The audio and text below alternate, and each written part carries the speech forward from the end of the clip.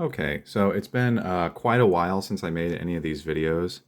I left a comment on somebody else's, or I left a reply to somebody else's comment that, I don't know, I've just had a busy life, had a lot of personal things come up, had a lot of work things come up, and, unfortunately this kind of had to sit on the back burner, but I'm happy to be getting back into the Pokemon stuff, and I figured I'd start with the new League Battle deck, the Mew VMAX. Now, one of the reasons why I like this deck so much is it has just about everything that yeah, I don't know if you can hear my dog grumbling in the background, but it has pretty much everything that the meta Mew Fusion Strike deck is going to have. And then secondly, because Mew is pretty resistant to rotation.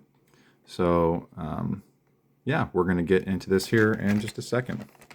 So, oh, another reason, you can see a little sticker there. I picked this up for $25 at my local game store, my local card store, and I think that's a fantastic deal for what you're getting. So, yeah, you get some, little deck box, some status condition counters, some hit point counters, but really the big thing here is going to be the Mew and the Genesect cards.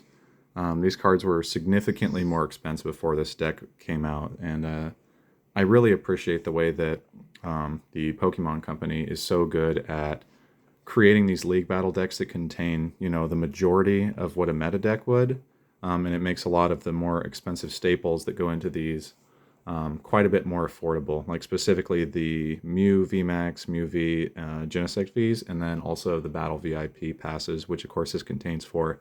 So we'll just kind of go down here. Things that I like about this.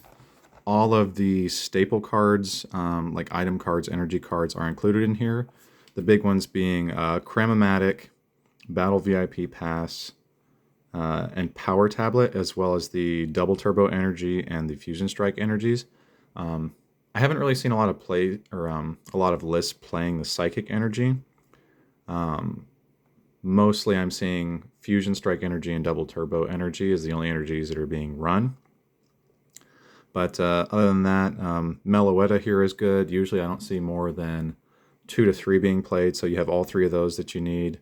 You do see only 2 Mew VMAX, Mew V, and Genesect Vs, so honestly, if you wanted to, it would be cheaper to buy 2 of these decks in order to get a hold of the Mews and the Genesects.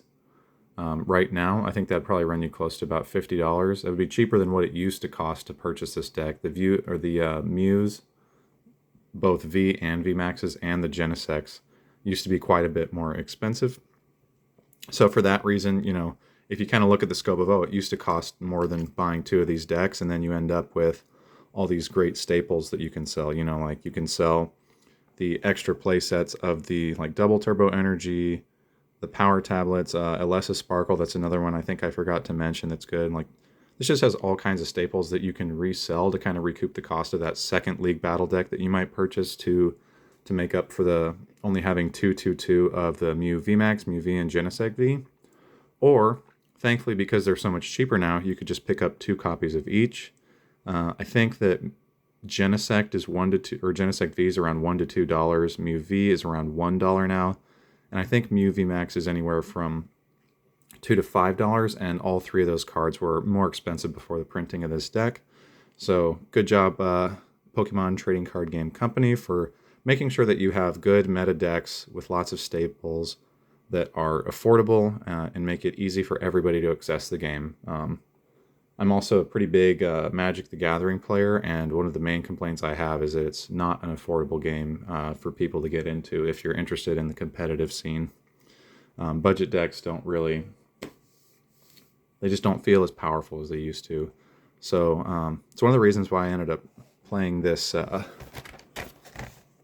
this Pokemon trading card game. I just wanted to try, a cheaper alternative. I still play Magic, but, it's more fun to be able to try lots of decks when cards are mostly under $1 for Pokemon, with the exception of some of the newer stuff like Lugia V-Star, the big V-Star Pokemon. So I don't think I'm going to do an unboxing, although I might. We'll see. I'm just going to kind of end that video here for now. Just wanted to kind of explain some of the contents of this League Battle deck and what my thoughts are. It's probably the best League Battle deck that we've seen. So I'm really excited about it. I personally am going to be purchasing another one of these just because I don't want to have to wait for, 6 different cards in the mail, or, I don't want to wait in the mail for cards to show up. I would rather just purchase 2 decks, and then that way I've got, everything I need for the Pokemon TCG online or live, whichever your preference is. So unfortunately, I'm not going to be giving this code card away because I've been out of the Pokemon trading card game for a little bit, and I would like to have a deck that I can kind of play around with and, decide if this is what I want to play for the San Diego regionals that are happening in January. I'm thinking about playing Shadow Rider Calyrex. It's not really a meta deck, but it's something that I have played quite a bit in the past that I'm used to and I enjoy. So we'll see. Sorry I'm not sharing the code card, but hopefully everybody understands. So I think what I'll do is make a follow-up video to this where I kind of go over some of the more successful Fusion Strike, Mew, and Genesect decks that we've seen in the past and kind of compare what they have versus what's available in this League Battle deck here. So thanks a lot for joining. Sorry you've missed so many of my videos. I'm hoping to produce some more, probably not at the same frequency, but I would like to get back to a somewhat consistent upload schedule. So thanks a lot for joining, and take care.